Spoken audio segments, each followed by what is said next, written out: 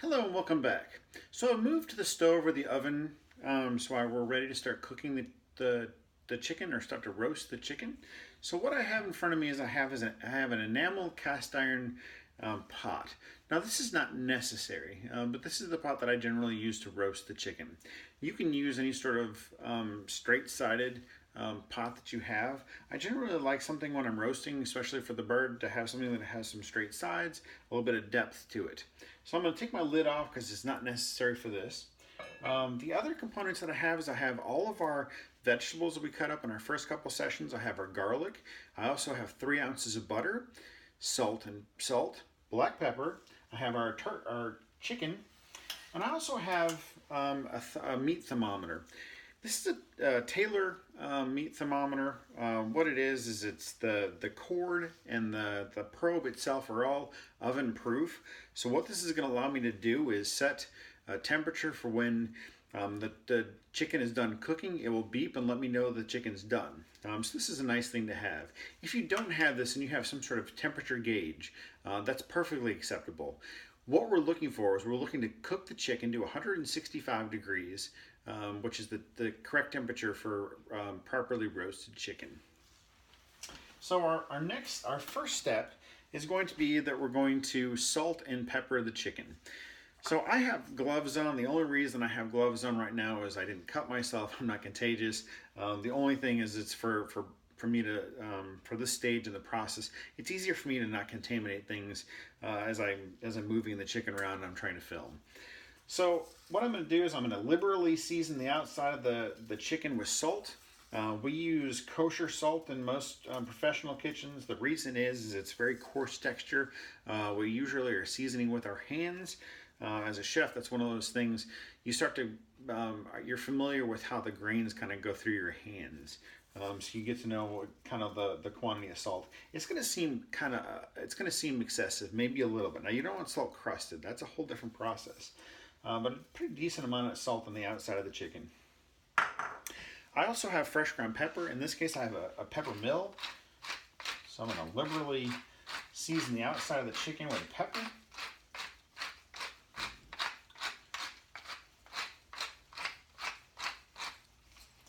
I have some vegetable oil. In this case, I have a kind of an inexpensive olive oil. And I want to put approximately probably 3 tablespoons in the bottom of this pot. I'm going to turn it on. I want to make sure that I have a gas range. It is not necessary to have a gas range. This same process works just as well with an electric range. I'm going to liberally put enough oil in the bottom here. Now I'm not deep frying. I want just enough oil to coat the bottom of the pan. I'm using a mix of olive oil and regular just vegetable oil. You don't want to use your high-end nice vegetable oil in this case, or your nice high-end olive oil in this case, because what happens is the nice high-end olive oils are good for flavoring of components. We're not going to taste the olive oil when this is done. It's just meant as a fat to start to brown the chicken. So what's going to happen is I'm going to put my chicken into the pot. Now how I put the chicken into the pot is very important. I'm going to start with one side where the legs are of the chicken, and I'm going to put the chicken leg and thigh side down into the pot. That's going to brown, and I'm going to flip it onto the breast and brown. I'm going to flip it again on the other side to brown the chicken. Then I'm going to pull the chicken out. So I need to make sure this is hot before I start that process, because if it's not hot, what's going to happen is the skin is going to stick to the bottom of the pot. I really don't want that to happen. I really want the skin to be on the outside of the chicken when it's done cooking, because that's the look you're going for roasted chicken. So now that my pot is hot, I'm going to put my trussed chicken into the pot, and it'll start to sizzle.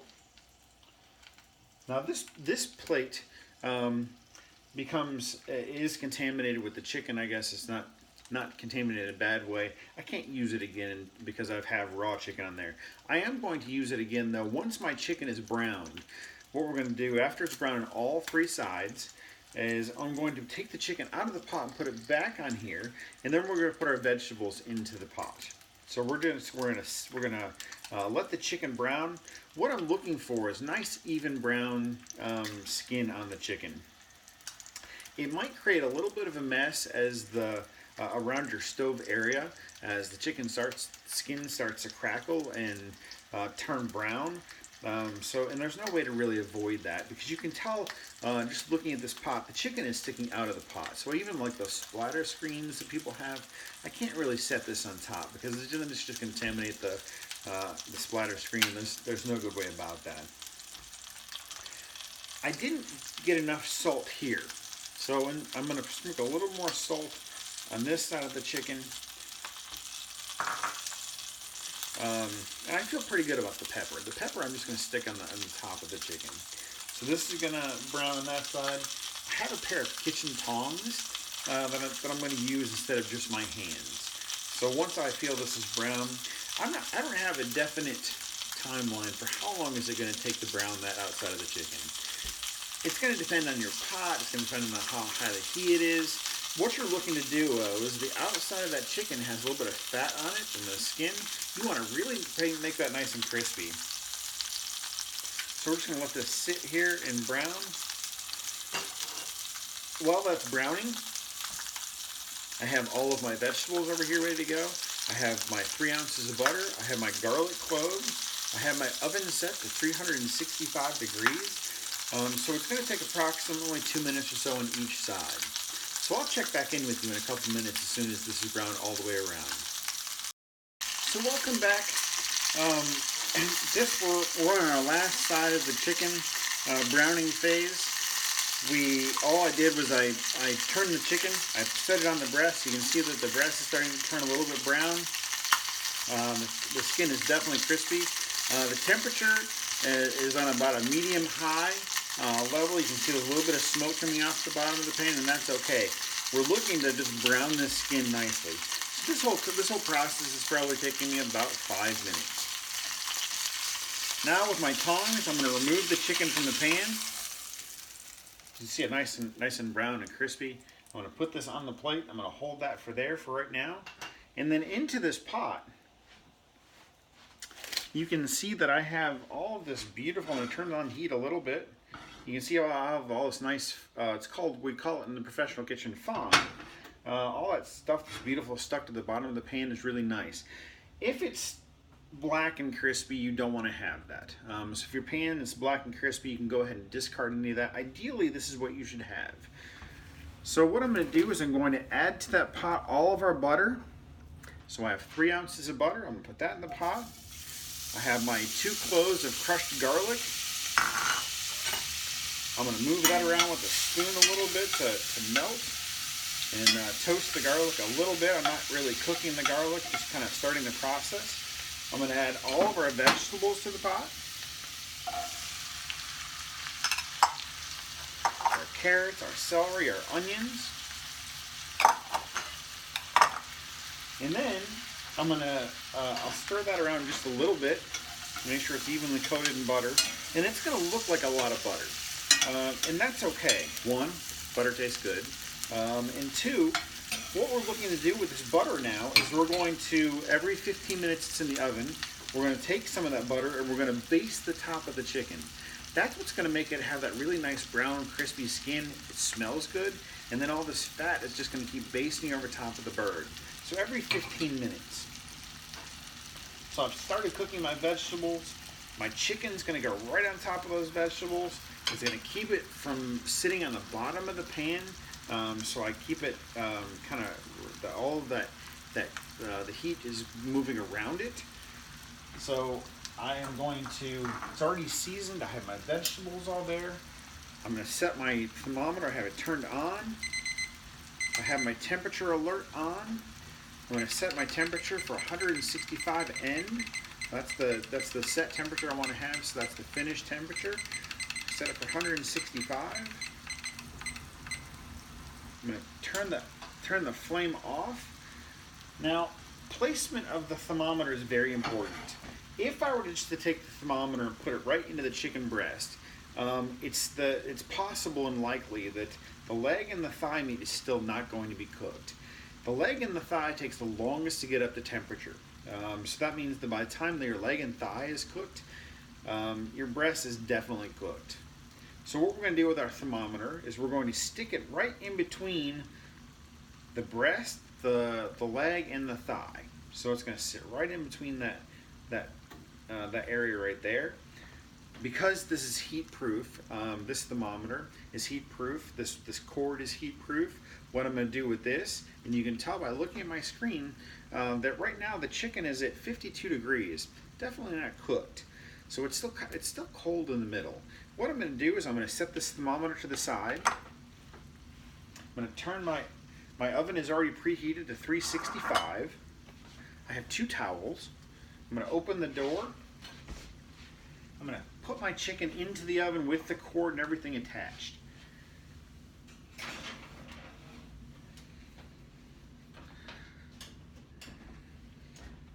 Now this next statement may seem like common sense, but I want to make sure that we don't have any incidents.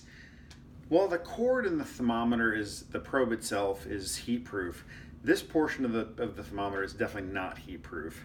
I know that we had students think that was heat proof too, goes to the oven. Maybe that's not the best idea. So this is intended to stay out. It's on alert on. It's set to 165 degrees. So when the temperature hits 165 degrees, I know it's done. It'll beep for me. I am going to periodically check it though. So every 15 minutes, I'm going to go into the oven anyway. With my metal spoon, I'm going to get some of the fat. I'm going to baste it right over top of the chicken. And that's it. Now, what I do is I get ready to make the gravy. So I'm going to gather my components for everything. I'll see you back here in a minute. And now it's your turn. Go ahead and get your chicken. Your chicken should be trussed. Hopefully you took a picture of it. Make sure you send us that before you start the roasting process so we can see what happened, answer any questions. And then same process. What you want to do is you want to get your pot, get a little bit of oil in there, brown the 3 sides of the chicken. One leg and thigh first, and then the breast, and then continue to roll on the other leg and thigh so it's nice and evenly brown. That comes out of the pot. Your vegetables, your garlic, your butter all goes back into the same pot. Your chicken goes back on top of the vegetables, the mirepoix, and then that goes to the oven until it reaches a internal temperature of 165 degrees. Good luck in that part of the process, and I'll check back in a couple minutes. So welcome back. I have my timer has gone off. I looked at it. It was beeping at me that it's 165 degrees, so the chicken is cooked. So what I'm going to do now is I have to carefully take out the probe. It's going to be hot because we're in the oven. Set that to the side. Now what I want to do, because my chicken is cooked, is it's possible if I move it too much, it's going to break apart. I don't want it to break apart. All I've done during the basting process was I took my metal spoon and I basted the chicken as it was cooking. So I'm going to be more careful with my chicken now because I don't want it to break apart. So I've got a plate ready to go.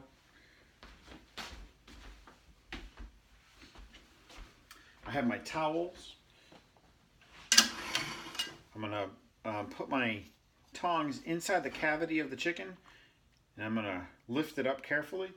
I'm going to set it onto my prepared plate. Now you notice that I have little pieces of the vegetables on top of the chicken. That's not a big deal. It's not really a deal breaker for me. If they're crispy vegetables on the outside of the chicken, I'm okay with that. I wish you could smell this with me. Hopefully yours is cooking now though too, or soon, and then you'll have the same fantastic smell in your kitchen. So I'm going to set this aside until we're ready to serve. So now what I have left over is I have all these beautiful vegetables that are roasted with the chicken. Now remember, all the herbs and everything that's in the chicken is going to help flavor these vegetables too. I have all this butter in the bottom of here. So what I'm going to do is I don't want to lose those vegetables. I like vegetables anyway, but these vegetables that are cooked with the chicken fat and the butter, it's just delicious. So we're going to scoop out as many of these vegetables as we can. And you can do one of two things. You can add these back to the pot after you make the gravy, and you can have chunks of vegetables in your gravy, or you can serve them on the side. I think for today I'm going to opt to serve them on the side. So I'm going to make sure I get as many vegetables out of here as I possibly can. These are really delicious vegetables.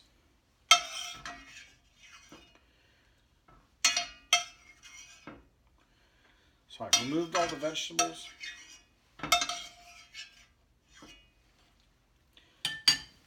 You can see what I have left over is just this nice little sum of vegetables. Oh, they smell delicious. It's hard to not just dig in and start eating these. I'm going to set these aside for right now. I'm going to let you finish your chicken. Once you get to this point, don't do anything else with the pot. All we're going to do is we're going to let this sit. So we've just finished the chicken roasting process. I can't wait to see yours. As soon as yours comes out of the pot from being roasted, make sure to take a picture of it. You can send it to your friends. You put it on Facebook, Snapchat, Twitter, whatever you want to do. Maybe somebody's following you. And make sure you email it to us. We'd really like to see your chicken as well. I'll check back in a couple minutes.